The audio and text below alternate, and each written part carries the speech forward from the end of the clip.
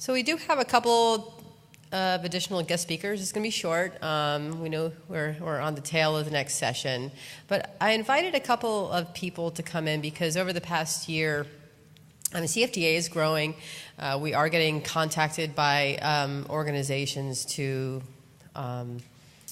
align with, and we've been invited to a lot of conferences to set up a booth at, actually.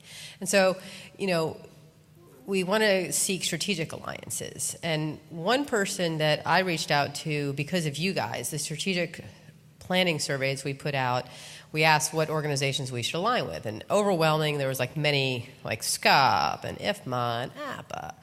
And I reached out to SCUP, literally went to president at scup.org, sent the email. I was like, hey, you want to talk? And lo and behold, Mike Moss wrote me back very quickly and said, sure.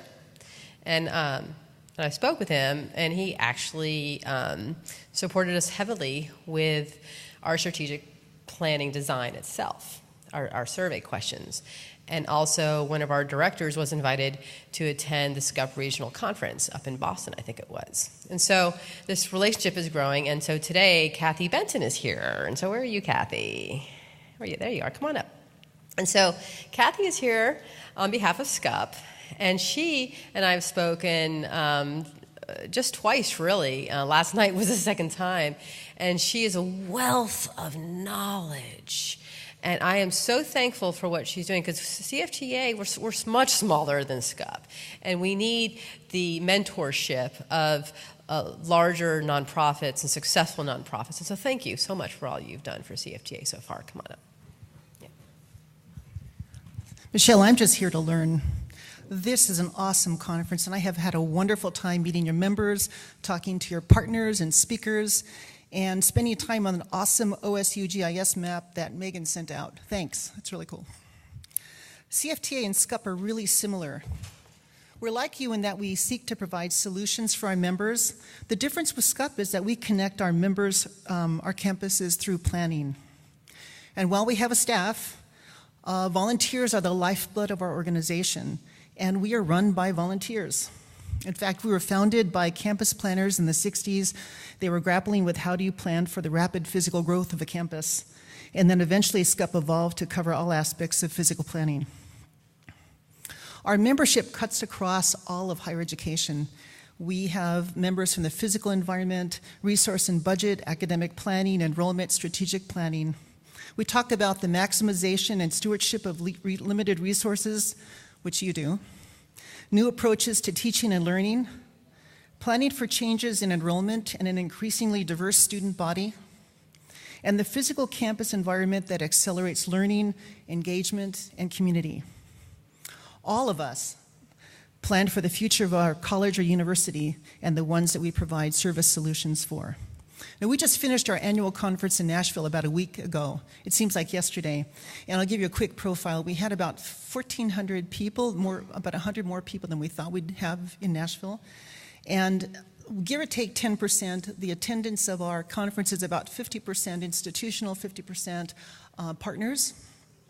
And of the institutional side, 50% of those individuals have some relationship to and responsibility for the physical environment of a college or university. And I was looking through the evaluations last night and this morning, and we asked a question, what are you struggling with in your work? And Michelle would call these your pain points, I think. And I was surprised with the number of comments that were made about space management and technology. And here's a few of them. The need for efficient space management tools, lack of funding, lack of space and staff resources. Often decisions are made without the financial consequences understood. And a quote, I'm a service partner. My biggest struggle is getting institutions to be willing to make the investment of time, money, and effort to redistribute resources for success. But along with every evaluation are the opportunities too. The opportunities for all of us are how can we influence the culture change around space management and technology and master planning? How can we create robust models that link strategic plan initiatives with space planning and technology? We need data, especially data that helps us with benchmarking. And what is the impact of Generation Z and Generation Alpha? I had to look up Generation Alpha. Have you ever heard of that one before? On the web, it says they are the children of millennials. And then the last one was, what is the future of technology? I mentioned last night that I got a media call too. That was another interesting opportunity. I had a media person ask me, how are we using construction sites on colleges and universities as learning labs for students? And I was thinking, you've got an extraordinary learning lab within your own departments, and I can't imagine a student who wouldn't be excited and thrilled to be in the robust technology environment that you create. What you do is pretty cool. If anybody understands how important technology is to the learning environment, it's you. And I asked, does your campus understand how much you contribute to student success? What information do you have that could contribute to the strategic plan? Collectively, the knowledge that you have in this room is extremely powerful. And how are you getting your stories out? If you came collectively and said, our top five issues are this, that would be picked up by the media. If you said that collectively, the most underutilized facility on a college or university campus is this, everyone would be fascinated. You have a lot of good stories, and we'd be interested in what you have to say. We're two organizations who can solve problems together on topics that matter as much to the planning community as to the technology community. We look forward to working together in some capacity, to be determined, and to jointly bringing value to our members. Our exploration begins now. Thank you so much for allowing me to be a part of your conference.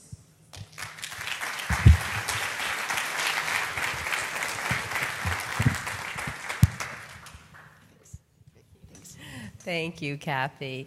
And Kathy is the Associate Director of Strategic Alliances for SCUP. I did not quite mention that. It's awesome to be growing through these relationships. So the second relationship, come on up, Randy, is ProFM.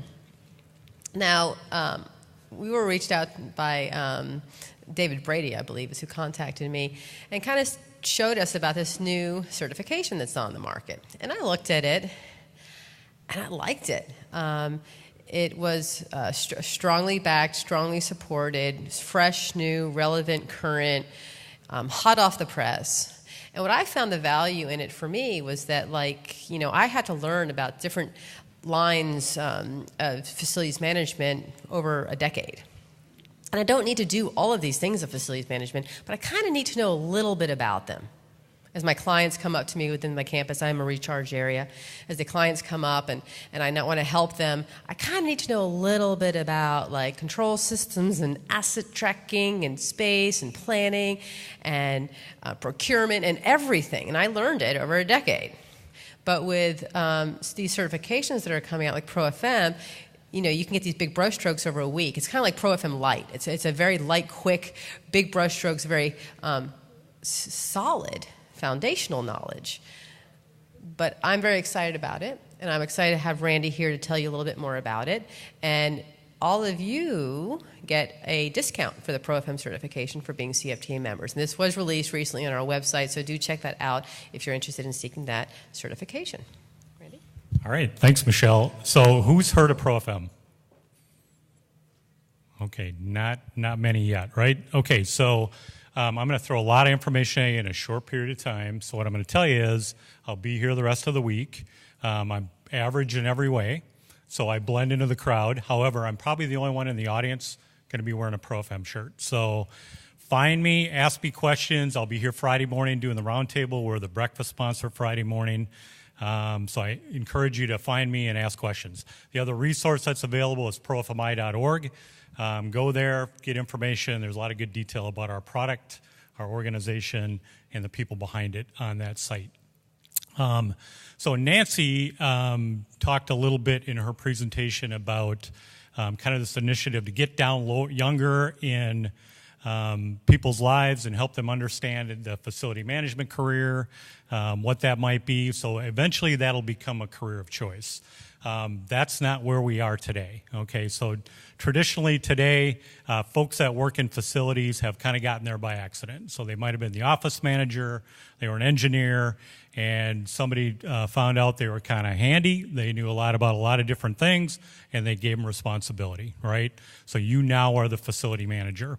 Then they got to start creating maintenance plans. They got to talk about deferred maintenance. As Nick talked about earlier, they got to go get resources and build a business case, right? They got to sell that business case up the chain. So the career has changed dramatically and gotten more and more critical to the business. As a lot of people on our team like to always say, it's a technical discipline, but at the end of the day, fundamentally, this is a people business, okay? So there's not been a program out there that's addressed kind of broadly all the needs of the facility manager and all the knowledge, skills, abilities, behaviors that the facility manager needs to have and learn and possess to be a competent facility manager. So that's ProFM. So that's us, all right? So we developed this program that we released in March of this year, and it's the most current, the most robust, the most broad, and the most relevant program out there in the market for facility managers. Okay, I'm going to talk about 5 things about ProFM and kind of the basis of it. You won't remember these, so again, find me, look for the ProFM shirt, ask me questions. But I don't know if everybody's aware, but in 2018, the first standard for facility management was released, ISO 41000 series of standards, okay?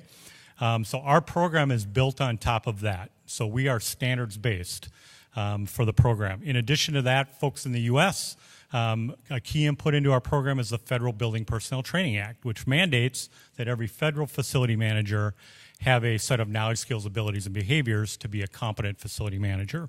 So that's number 1. Number 2, this was created by FMs, 4 FMs. Okay, so if you look at our team, it's folks that are early in career, mid-career, more senior in their career, across industry. There's a gentleman from Penn State that lives in your world here. However, there's financial folks, there's service providers, so it's cross-industry, so we're able to leverage best practices across all those industries. Third, it was based on research. So we did an extensive global job task analysis survey where we had thousands of people respond and say, these are the things that I do on a daily basis to make me a competent facility manager. So that forms our body of knowledge and forms our development of the program.